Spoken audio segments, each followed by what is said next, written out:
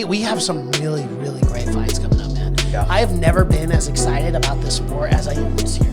Like, dude, just banger after banger where you're just like, are you kidding me?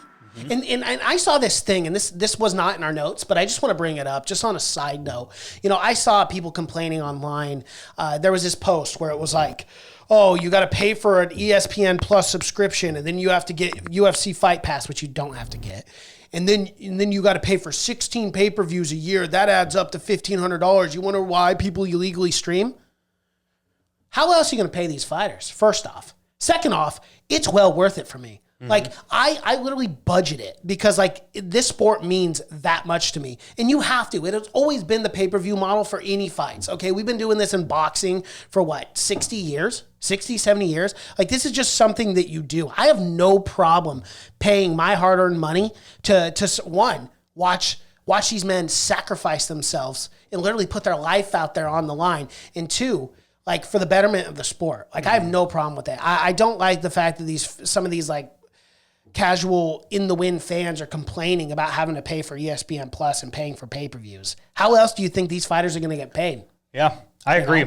I agree. I don't mind paying at all. No, I'm totally cool with paying for all these pay-per-views. It's just the only thing where I go off the bandwagon a little bit with you is where I go, maybe the fighters need to be paid more, which is a completely separate conversation, right? No. It is a completely separate conversation. But you know this as well. We've had a lot of conversations, and I totally am on the same boat as that. Yeah. You and I are on the same page as that. The fighters definitely need to get paid more. And it's kind of egregious in some ways because we broke it down a few months ago, but the percentages are just wild, where they get like less than 20% of everything. All the revenue, yeah. And we're talking about not the Conor McGregors here, but we're talking about your average run-of-the-mill fighter.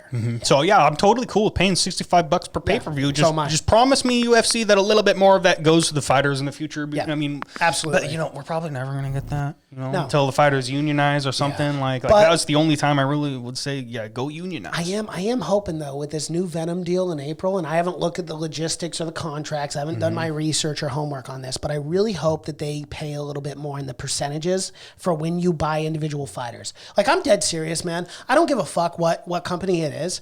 If you are putting my likeness, like hypothetically, if I'm a fighter, right, and you are putting my likeness on a t-shirt, I should bare minimum be getting paid 30 to 35% for that, for you using my likeness, even if I'm a fighter in the UFC.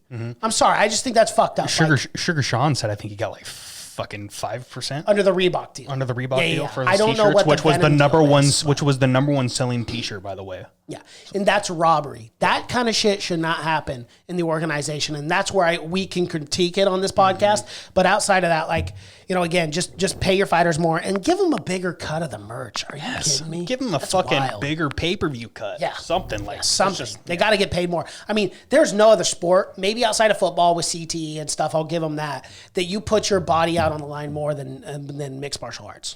Well, they say boxing, CTE is worse than soccer.